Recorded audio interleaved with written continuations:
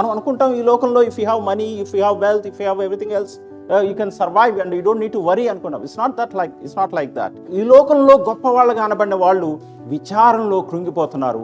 Depression was overtaking them. But for us God's grace is there. దేవుని కృప, దేవుడు ఏమన్నా నా కృప నీకు చాలును, my grace is sufficient for you. మనం we also go through difficulties, we also go through some times lacking, some shortages, కొన్ని ప్రాబ్లమ్స్ ఉంటాయి. కొంచెం మరీ అసలు ఏమాత్రం వరి కాకుండా ఉండకపోవచ్చు, కానీ our life is different in the sense depression doesn't take over us, worries don't take over us. And so we have the fellowship, we have the time of communion, we have the time of fellowship with the Lord, we have the time of fellowship with the congregation. And these fellowships actually motivate us and encourage us and guide us. And the fellowship with the Lord actually encourages us to overcome this depression.